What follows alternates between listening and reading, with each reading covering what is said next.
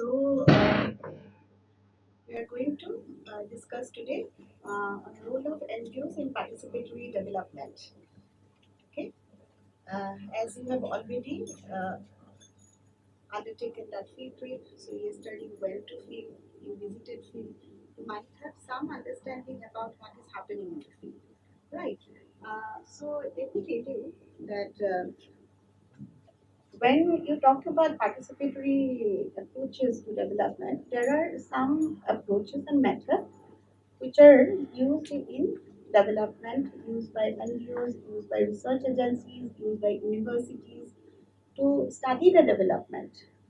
Okay, so here during your field visit also, you might have come across many people. You get to know their problem, their issues, the kind of benefit they have derived from the NGOs. So these very approaches are also some of the approach to understand the real life, real conditions. Okay, so it is in align to your field trip. Uh, so when you talk about the participatory approaches, as I have already told you, that these are some of the methodologies which will give exposure to real life and real conditions, and also facilitate the villagers and those who are marginalized and people from the communities to plan, to design, to even implement, to monitor and evaluate the project themselves.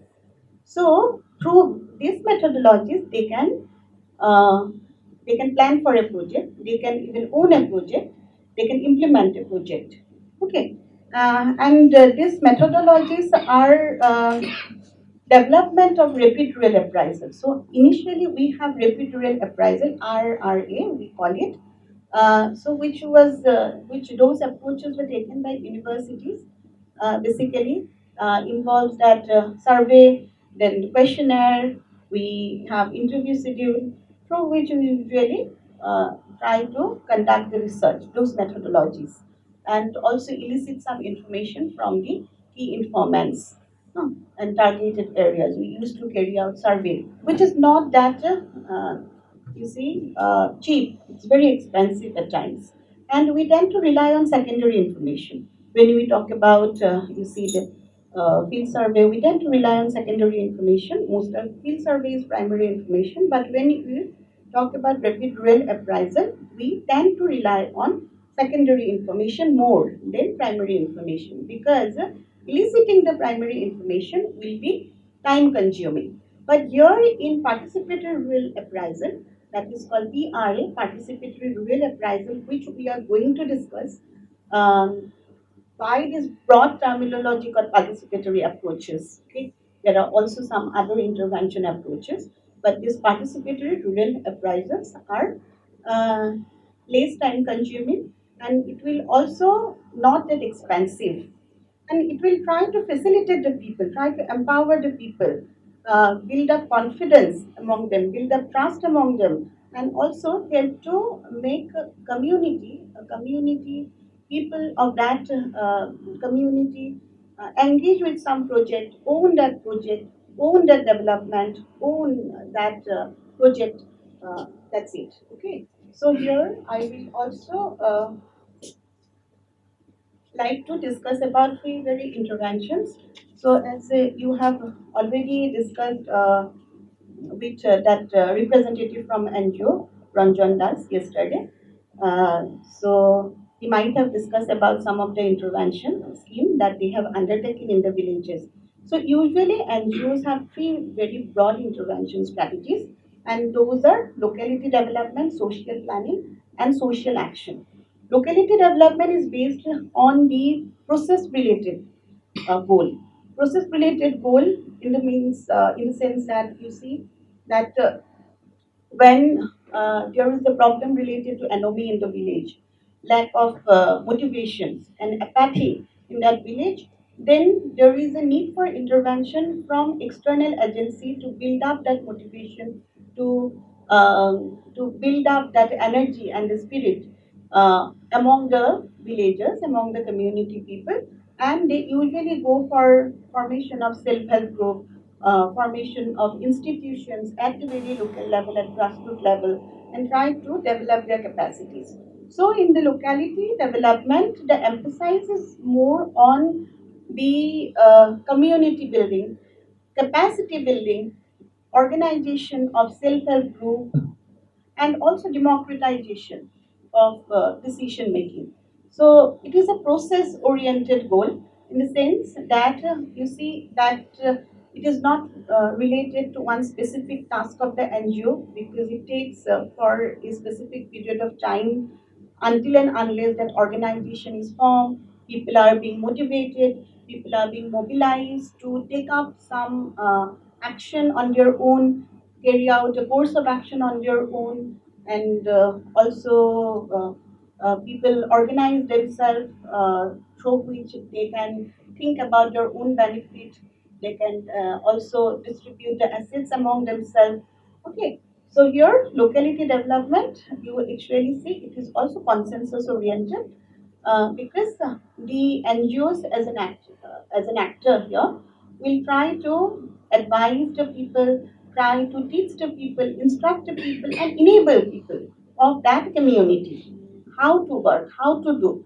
Okay, so they do have an instructor kind of role in the locality development approach. Okay, and they will try to mobilize the people, enable them to motivate themselves, enable them to even behave as a learned one, or also give too much emphasis on awareness uh, on certain issues, which will also help them to fulfill some task. Okay. So you see that it is based on the motto of that democratization of discussion, and also you say decision making power which is being transferred to the local people. Okay, and in a way it will also empower the village people. And then we have social planning. In social planning, it is also another kind of intervention when the goal is very task oriented. So problem is there. So we actually see the nature of the problem or any kind of issues which is being analyzed by researcher, planners, or NGOs, and try to work for the community but not work with the community. So that is the difference between these two very approaches. In the very first approaches in the locality development, so NGO intervention is trying to work with the community to bring development, to bring in service delivery, and also to mobilize the group by themselves, mobilize by themselves to extract out the benefits which are being percolated down by these NGOs. But here in social planning, some of the benefits which are being designed for the community based on the analysis of the problem and the issues of that locality, and that will be provided to the community. So role of the NGO is much more of a facilitator. So here in social action, what we get to see that role of an NGO is about an activist. So it is about an activist, like an activist, NGO will intervene into that locality. And also, you see, they try to make people understand about the power equation. You know, understand about the power equation, make people understand about. Ah, It will it's come. not coming. It will come. It will come. Make people understand about the power equation. Okay, power equation in that villages. If there is changes in the power equation, why the kind of reality that they are facing. So making people understand those forces which are responsible for any kind of inequities which are available in that locality. And hence social action is also oriented towards confrontation, instead of consensus. It is also trying to look into those confrontational, techniques of changing the scenarios. So these all will try to encompass social change, but that too through different interventions. Okay, so while dealing with this very intervention, so briefly I have discussed about this intervention. You also get to find that when you talk about the goals are different. Then boundary definition is different. In locality development, boundary will be the community itself. And also in that social planning, it might be a district and few segment of the people maybe for which the services will be available. When NGO will come and construct the school, they will take the responsibility of constructing the school or any infrastructure that they will build. So they will take the responsibility of building the infrastructure. Okay. But here in locality development, they will try to mobilize the people, and through the people, they will build the infrastructure. Through the people, with the help of the people, with their participation, with the people's participation in different way, even through even material access to the resources, they will try to build, you see, infrastructure.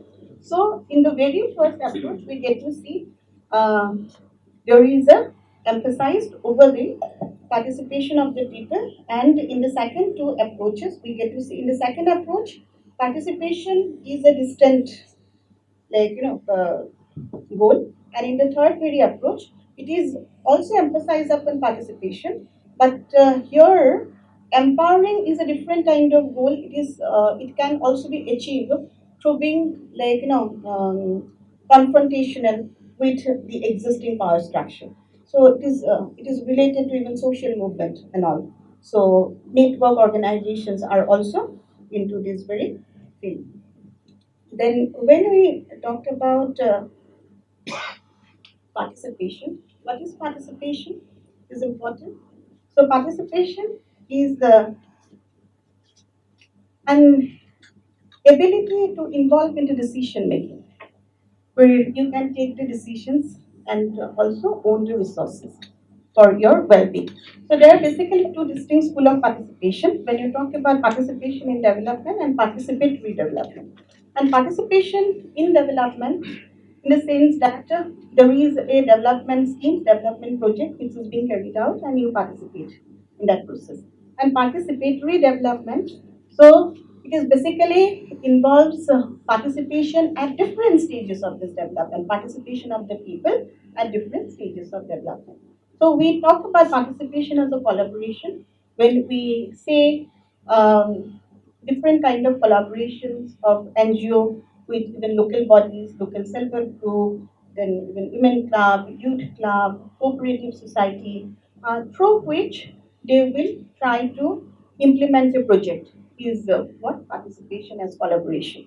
Then we have participation as specific targeting of project beneficiaries, where the marginalized one, those who doesn't have that voice, will also get the benefit of project. Okay, so it is basically meant for those who are not used to be included. Usually, they are not included in the schemes of development. Our participation as specific targeting of project beneficiaries. Then participation as organization. So when you talk about participation as organization, it is basically, you see, involvement of people in one organization, participation in one organization, and through which they will get the benefit. Even formation of self-help group, okay, through which also they build their capacity. Okay, that is what participation as organization, and participation as empowering. When you talk about empowering, in the whole process of intervention, the ultimate goal of NGO is to empower the people. So participation in whatever way. You might also be participating through information giving, you might also be participating through being consulted, you might also be participating by contributing some of the resources at your end to the greater development of the community. Or you might also be participating to give information to any of the research bodies about the needs of your family, about the needs of the communities, needs of that society. So in that way, you will also give some stake of participation. You will provide some stake of participation to facilitate the development. And in that way, you will also feel that you have been empowered. So participation process is highly empowered in the sense that marginalized people are also getting the chance to be included. At the same time, they also get to understand the power inequities in the villages, and the real pictures of that village, what has made them to be at a lesser end or at a lower end. So then we have some forms of participation. These are participation, it could be of varying intensities. According to S.M. Vijayanand, he has developed this very ranks of participation. He said that there is anti-participation when we are forcefully making people to participate. So this is not the right participation. We cannot make people to participate when they are not inclined to participate, and that is equivalent to anti-participation. Then zero participation is also there, which is not motivated at all. People, when people are not motivated, but here people are not being imposed also. So they are not being motivated going to their own regions, because of which we can understand that there might be zero participation. Information sharing, that is often there. We share information in different way in different platforms, and rural people will not get that like a platform to share this information. And that space, that platform is supposed to be created by an external agency, and that is the NGO, through which they can share information. Even media has a role as a civil society organization. Media has a role in terms of information sharing. They can also pull out information from the rural households and disseminate and present the information in front of audience. So here, information sharing has a role, two-way role. We also have a diffusion of innovation theory in media, through which we actually uh, uh, typify the way information is being diffused. Any innovation is being diffused over the years. Any new information, any new innovation is being diffused over the years. So here also, when you talk about this information sharing, media has a role in information sharing, NGO has a role in information sharing, and the NGO's role in facilitating and motivating people to share their information. Media's role in motivating people to share this information is also important. And then we talk about the consultations, when you see that many a time people are consulted before taking a course of actions by NGOs, because understand the feasibility of participations, feasibility of mobilization, and where to mobilize, how to mobilize, the kind of barriers and challenges that they have come across is very, very important. Also, for participation, and which can be possible through consultation with them. So prior to intervene into the field, so an NGO usually go and they consult with them. Okay, and these consultations can also be done by the media. So we also have a media NGO interface, but here when we actually go to the field and report, then we see that journalists also used to get a lot of information from the field. Now the thing is that how they will present the information is the issue. How they will write the story, how they will present the information. Okay. So there are also two institutions from NGOs also. They will get to acquaint and learn about their schemes, their intervention schemes, the success stories of the NGOs. But from the very beneficiaries, they actually learn how far they are being benefited. Okay, and what are the challenges? What are the lackiness in the delivery, in the service delivery, and what are the actual needs? Whether those needs are being identified and meet or not. Then we talk about the consent. Consent is important while taking any course of action. So consent of the people is very important. Without taking their consent, if you, as an NGO representative, if you go to a community, if you dig a well because you see that there are lack of water bodies in that village, so perhaps we'll not give them the, the adequate benefit which is required, because their need is not addressed without even taking their consent, because they might not require a water body or might be a well in that very location. So you need to get the consent also from the people prior to carry out any actions, any intervention plan.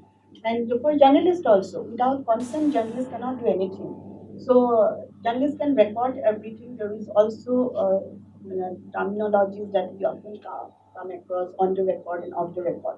And it's very important for journalists to even identify themselves. At times it's important they should identify themselves while taking the information that they are journalists. Now you see during that digital platform.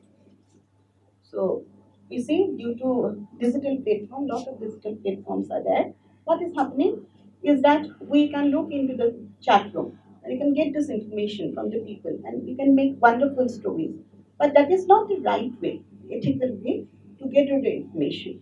And hence, consent of the people is also important and identify yourself as as another source of information is also very important because along with NGOs and the stakeholders and also real beneficiaries, you will also be one source and the professional source. And they are also source which will be giving you this information. Then contribution. Contribution is important as I have told you. It might be of material contributions, labor, land, labor, capital in different way. Village household can contribute. They can provide the land for construction of a PHC center, public health center. They can also provide some material incentive, right? And land, labor, capital, and labor also they can provide through which they can participate in any kind of uh, development program. Then autonomous action is a partnership is there, partnership and autonomous action. So these are at the highest level of participation. As we get to see this level of participation, so partnership is there. So partnership is possible among uh, even private bodies and NGOs, along with these local grassroots groups, through which you could actually see there will be service delivery to the local group. So that is also another form of participation, partnership, autonomous action. When those self-help groups that we are actually talking of, they without having dependence on the external body, without depending on the external body, they will take their own actions, own course of actions. Then you will actually see that they have achieved at the highest level of participation, and that is called autonomy. Okay, that is the highest level, and they also try to forming and forging partnership with other NGOs, other groups to distribute the benefits, not among themselves, but also to a few more beneficiaries they identify and distribute the benefits. In that case, you can actually see participation will be more. So this is basically similar. So it is similar to the same form of participation. Earlier was given by S.M. Vijayanand, and then we have J.N. Patti, according to which we also have functional participation, passive participation, interactive participation, and self-mobilization. Okay, these are similar forms of participation which we have already discussed.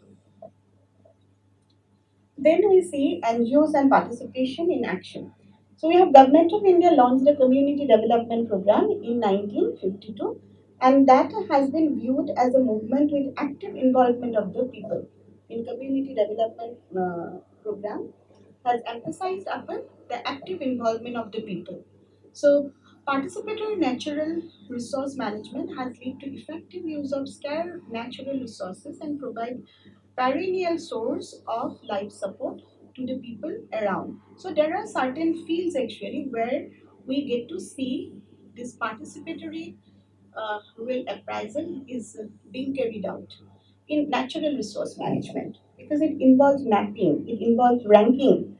So it involves a natural resource management where how resources are being managed, the kind of availability of the resources, suppose the forestry, water bodies, okay, different types of trees and plants, health related plants, which will also give us some health benefits. So different kind of plants are managed and mapped out as a part of participatory rural appraisal. Then we have this agriculture. When you talk about this agriculture about the cropping pattern, about also seasonal variety of the seeds at different seasons, okay, which will also help to understand irrigation, which will help to understand about the uh, harvesting of the crops and the kind of um, sustainability that a village community would get through agriculture. People poverty and livelihood are certain areas where we could actually conduct the PRA. So in people in poverty and livelihood, how you see uh, pattern of livelihood is being administered. So different pattern of livelihoods are there on the basis of income they have earned, on the basis of you see education.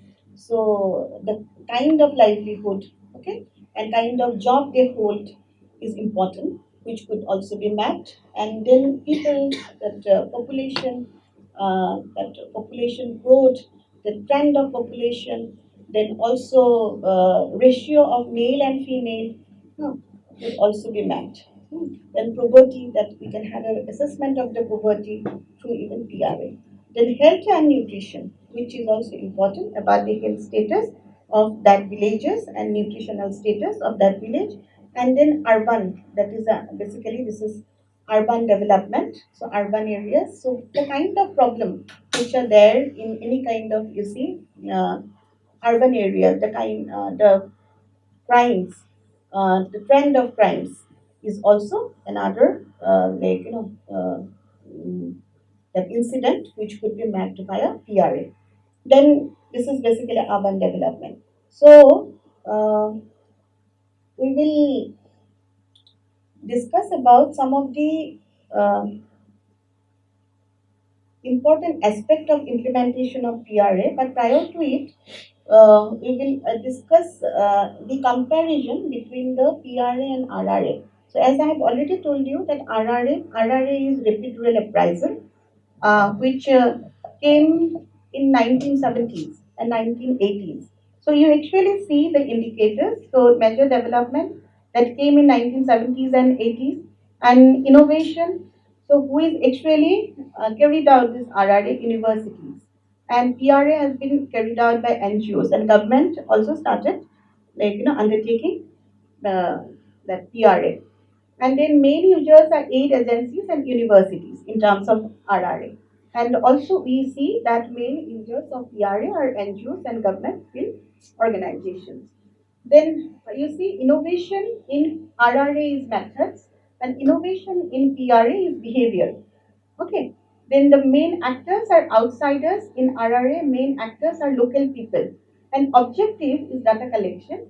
And objective of PRA is empowerment. So objective of RRA is collecting data, and that is the eliciting of information. So it is focusing up on eliciting information. So it is highly elicitative.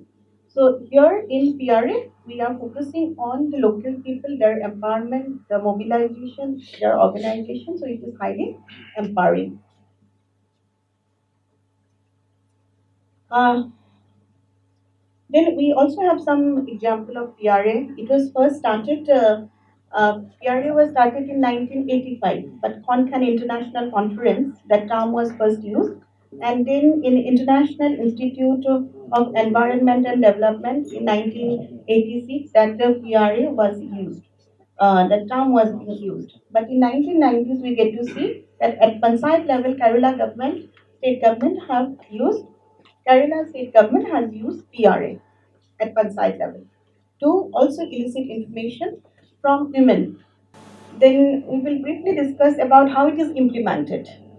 Okay, so how PRA is being implemented and tools of PRA. So basically, you see that interview, case studies, project work, focus group discussion, timeline, historical profile, diagrams, seasonal calendar, matrix ranking, and SWOT analysis. So these are some of the tools of PRA. So this very interview, you see, case studies, focus group discussion. These are also some of the methods that we use in rapid well appraisal. And when you carry out a case study, we also carry out surveys. And so we fetch out some of the information, some of the stories.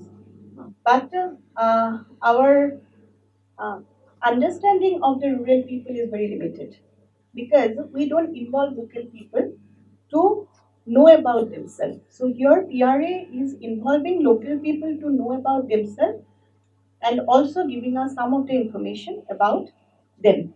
So here we actually see these are some of the tools which we have bought from RRA, that repeatable appraisal, and also giving it a place in this PRA. So for one kind of study, we can also have multiple tools applied in the field. So you can actually have the transect work, that is observatory work in the villages, and that usually be done in the very first instance when you go and intervene into that village. You go intervene, you carry out a transit work in the village. You try to understand the resources of the village, about the key stakeholders of the village who will be taking decisions, how decisions are being taken through an observatory work. So you will try to understand it. Then you see the focus group discussion, which is usually carried out. So mobilize 2 3 people, and you will give them a question and try to elicit their opinion on it. And timeline is also there. Timeline is often used in terms of some events, festivals which are being carried out. So timeline, the listing of the events, and also listing of the trend and any change analysis which is being happening in that community is placed in timeline. And case studies, when you talk about the case studies, it actually involve the interview, survey, as well as transit work, and even the timeline. Then we see the historical profile, which is important. And in historical profile, we basically focus on the folklore, folktale of that villages, proverbs which are being used, which will give us some understanding about the history of that community, what has happened way back in that community. Okay, so understanding the historical profile of a community is important, and from the very folktale and the folklore, and also proverbs, some of the stories of the local people will help us to understand the history of that community. So you can also have a historical profile of the community. Diagram. So Venn diagram and Chapati diagrams are being basically two varieties of PRA. So a problem tree is another diagram that we usually draw. So when you talk about the Venn diagram, so here we usually I have also a picture of Venn diagram. So if you haven't seen, so this is the one. You see, this is the Venn diagram that we have. Okay. So here you see, first we identify the number of organizations in the villages, and on the basis of their role in service delivery to the village household and their primacy in the village. So we get to find the size of that diagram. So within a circle, we actually see we draw multiple circles within a bigger circle. And if this is the community, so bigger circle is the community, it is representative of the community. Then we also have different smaller circle and medium sized circle. So size represent the primacy of that institution for the village community. So how important that institution for the village community, the kind of service which are delivered via that institutions or that organization for the village community are adequate, are relatable, are relevant or not.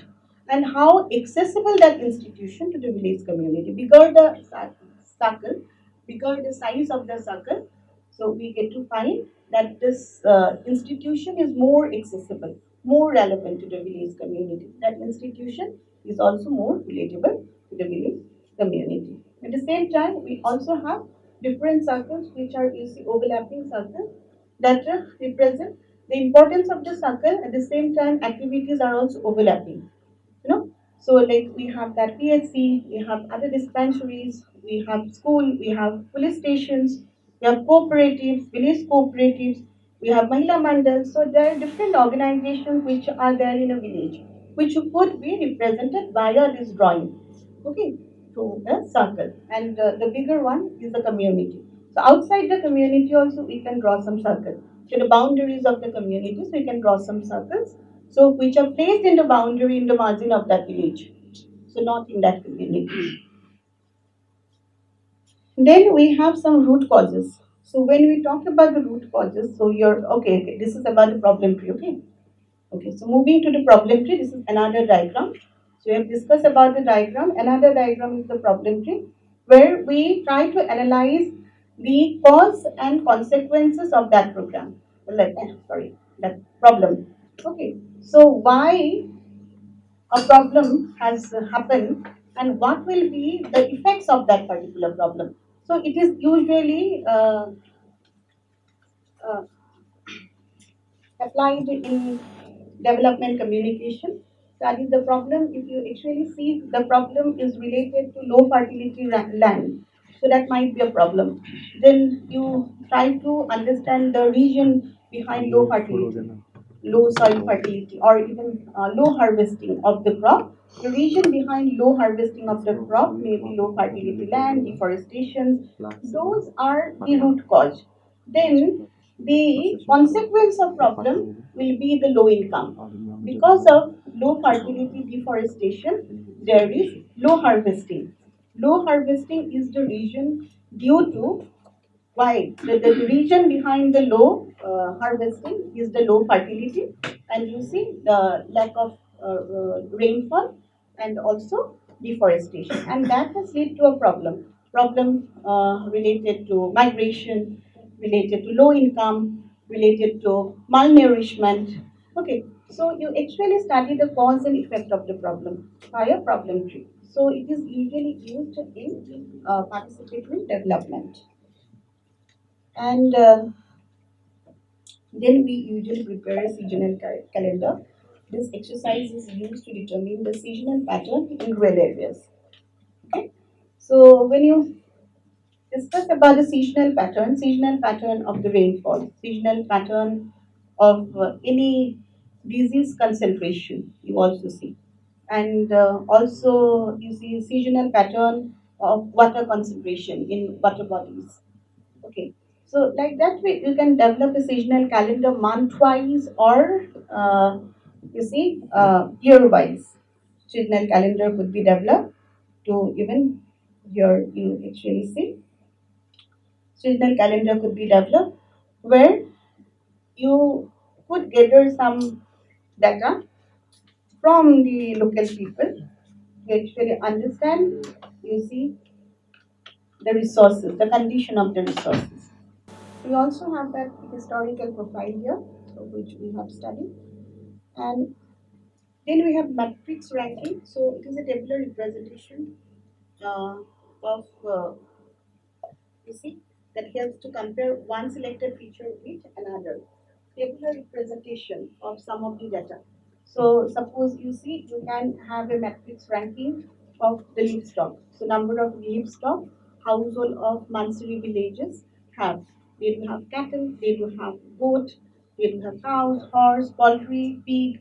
Like that way, we could have a tabular representation in one side of the table, in one column of the table. You can draw the uh, you see the livestock, and then you put the value and attributes of the livestock, like the price.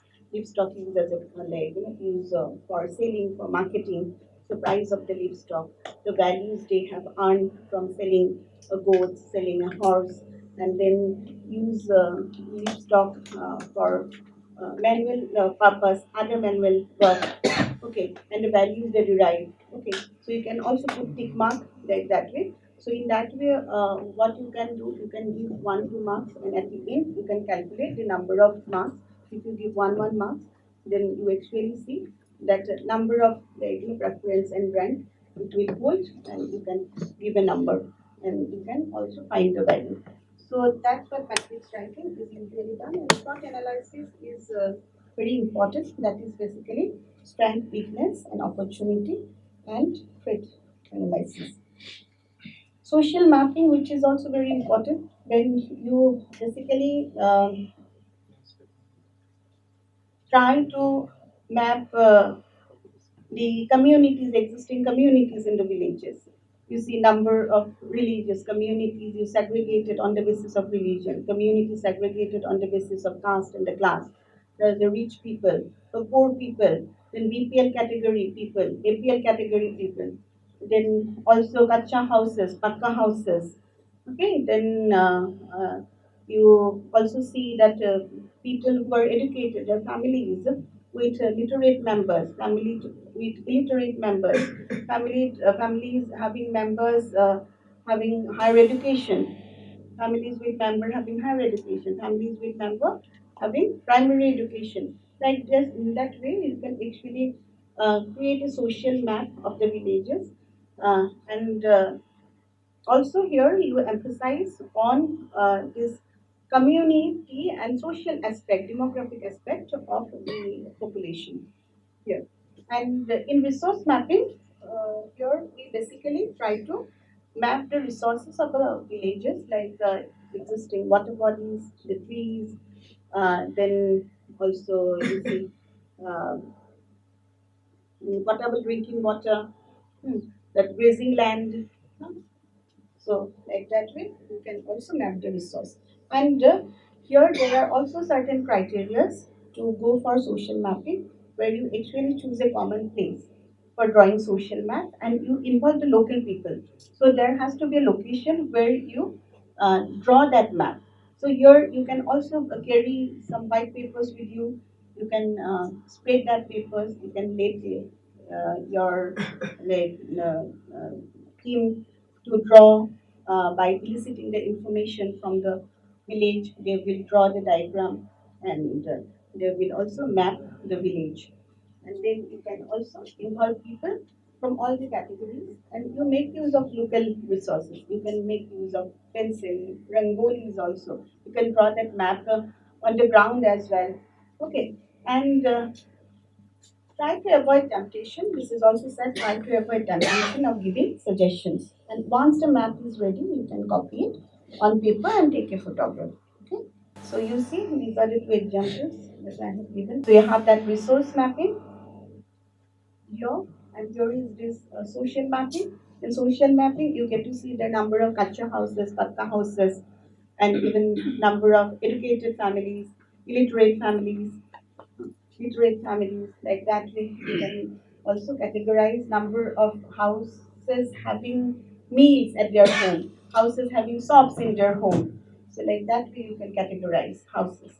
So see, why I wanted you to understand this is that you have already carried out this field survey, so you have understood the views of the local people and the benefits they have derived from the schemes, right? But this NGO system hasn't yet carried out PRA. So this is also a kind of intervention. PRA is an intervention methodology through which they understand the real livelihoods, real conditions, and real situation. But prior to conduct of PRA, an NGO need to study a lot about the village. They need to gain a lot of secondary informations. They need to also interact with the village people, village kids, and also people from different segment. And these are gamut of methods. And for these, people also need to be trained to conduct PRA. So some NGOs usually carry this PRA, some NGOs do not carry PRA. And SESTA is yet to carry this PRA, but they are implementing PRA from next phase, they have said. Okay. So PRA is important, this participatory approach to development is important.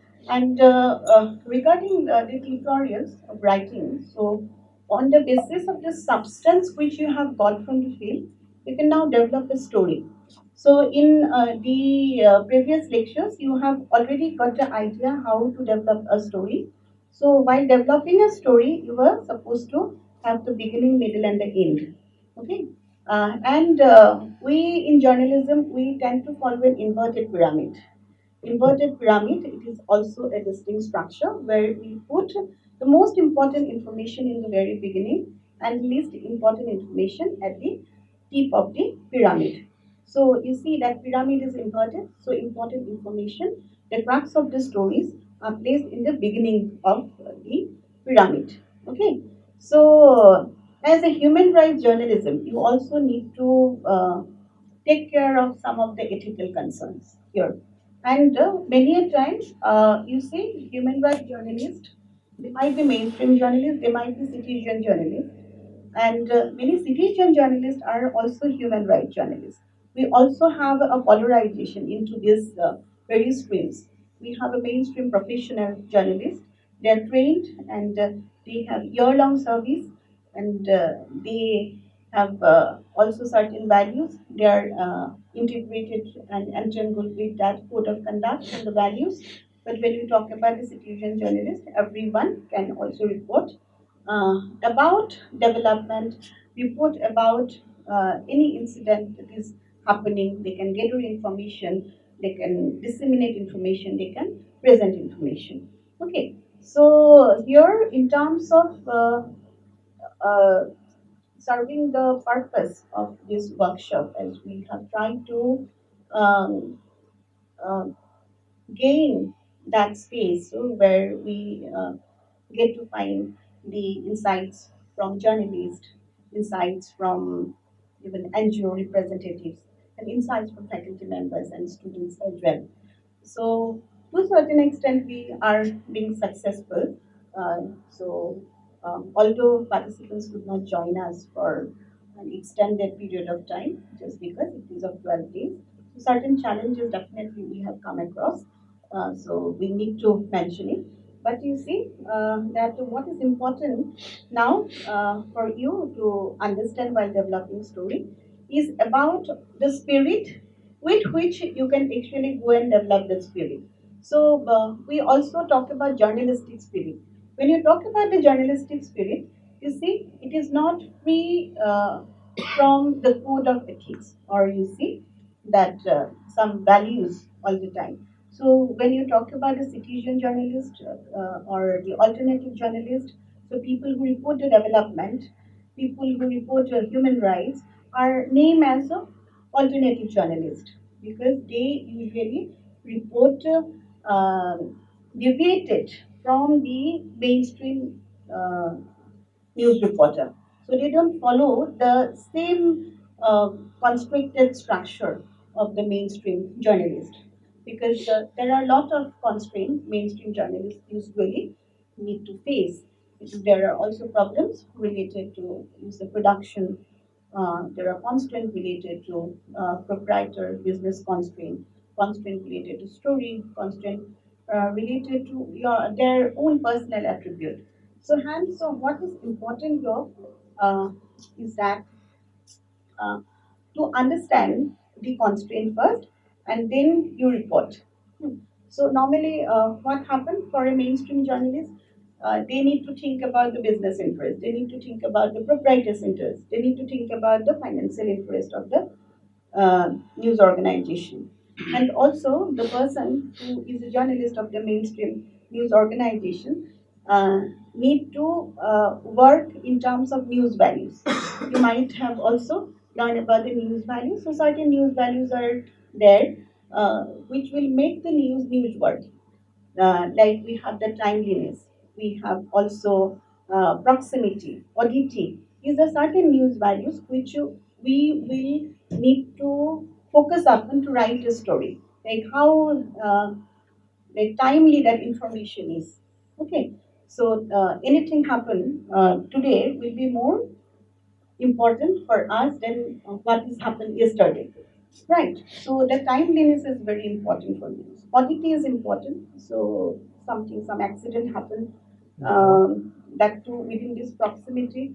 So it does have a value for us because we'll definitely take interest into any kind of calamities happen nearby, any kind of accident happen nearby, a bus wreck nearby will definitely cater to our interest. But even that incident may not cater to the interest of the people from another region.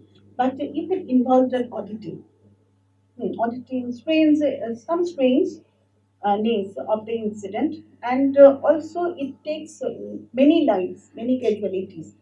That also becomes a consequence and auditing. So we have certain news values, so that will make it a newsworthy. So while reporting the development, uh, you cannot even think many a times you need to think beyond news values, but you see these are also very important aspect to consider. You see the timeliness of any event. So you need to keep yourself updated about development. Any intervention is being carried out by NGOs, by the government, then you need to keep yourself updated. So that is what is timeliness. When you talk about the proximity, that any kind of development program is being carried out, intervention schemes, so many intervention schemes are being there by the government and how it is being carried out in your locality. So local proximity, how your localities are getting benefited by those schemes will also bring another development story. So that will give you an approximate and consequence of the development is very important. So when you talk about the you see consequences of those like the schemes which are being implemented, intervention programs which are being implemented. Okay, so that will also give you a development angle. And then you also see the human interest is always there. So poverty is also one kind of human interest. Nowadays people won't look at as human interest, because human interest is also related to that emotion, joys, your passion, your spirit, etc. So any kind of entertainment angle will give a human interest to a story. But you see, even the consequence of anything, so suppose any development schemes which have also brought benefit to larger section of the people, and you could actually see their brimming with smile and all. Okay, that could also be a kind of human interest story, right? So that's how we can also relate the news value with this development uh, journalism. Um, and you see, what is important here while reporting, it has been emphasized in the lectures also the context. Context is very, very important. While you report, you can report about any incident, you can report about structural problem, you can report about the very, you say, proximate problem. Proximate problem is the enabling problem. When you talk about the structural problem, which are there in the structure, structural problem maybe our legacy, colonial legacy will also bring in many structural problems in one village. We can also have a problem uh, related to, you see, uh, environmental degradation. That is a structural problem. Problem related to the breakdown of traditional values is a structural problem. Huh? Then also you see there are other like policy of the government which can bring some structural problem. So structural problem usually affect the people very slowly, but you can report on the structural problem. Okay, environmental degradation, you can report. That is a structural problem. It will affect the people slowly. It has been affecting the people slowly. And then we talk about those, you see, the legacy, colonial legacy, that might have a different implication on the people, the way they work and the way the organizations are being functioning. So that will be another structural problem, like the problem. Poverty is a structural problem. So assessment of the poverty and trend of the poverty, if we study, that will be a kind of structural problem. Then there are certain problems which are called proximate problem that will have a mediating effect on the communities which are being uh, uh, basically targeted, or you see which who are the beneficiaries and who we are reporting. Okay, so when you talk about the proximate proximate problem is an enabling problem. Suppose the impact of liberalization, impact of social organization, impact of social reform policies of the government, impact of government policies, new policies will be taken as the proximate or enabling problem. Then we also have some of the other problems like we usually take it immediate problem and government crackdown on, you see, the oppressed group. That might also be a problem, or paramilitary forces. That would be the right word on the oppressed group. That might also lead to an immediate problem. Okay? And any kind of hesitation. from the protester, which turned violent. Uh, they have also carried out direct action method. They have like, carried out this loot, then they have burned the effigies and all, and not even limited to it, they also need to destroy some of the public and damage some of the public assets. So that will also a kind of immediate problem, so which we need to look into. And it is not there. Uh, so you see, it is very important for human rights journalists or development journalists to have a deeper understanding of the factors which have caused the problem. And you also try to give a solution or recommendation to the targeted agency, whom you are targeted or targeted reader, whom you are targeted through your writing. Okay, what solution you would give to that targeted agency, targeted reader, targeted audience.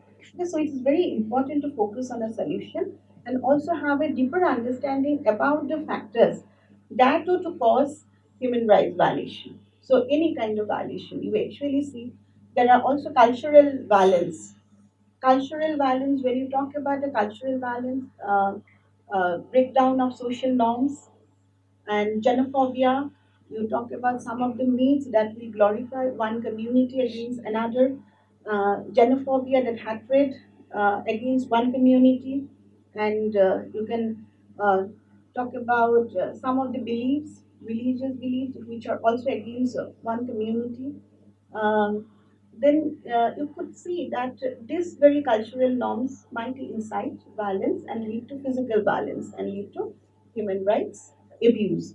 So, which would also be reported, but understanding the cause of that violence is very, very important. So, here we are not supposed to go for hard news reporting. So, that is the inverted pyramid. So, which is very constricted way, because we usually report for plus minus 600 words. So that is the hard news, the format of hard news reporting. So you usually don't write more than like 600 words. So, but here we need to analyze it. So we focus more on establishing the context, and also establishing the counter narratives. So development journalist has a role establishing the counter narratives, establishing the context, and also give voice to the voiceless. It's very, very important. Give voice to the voiceless, and also try to understand the root cause of any uh, problem and issues.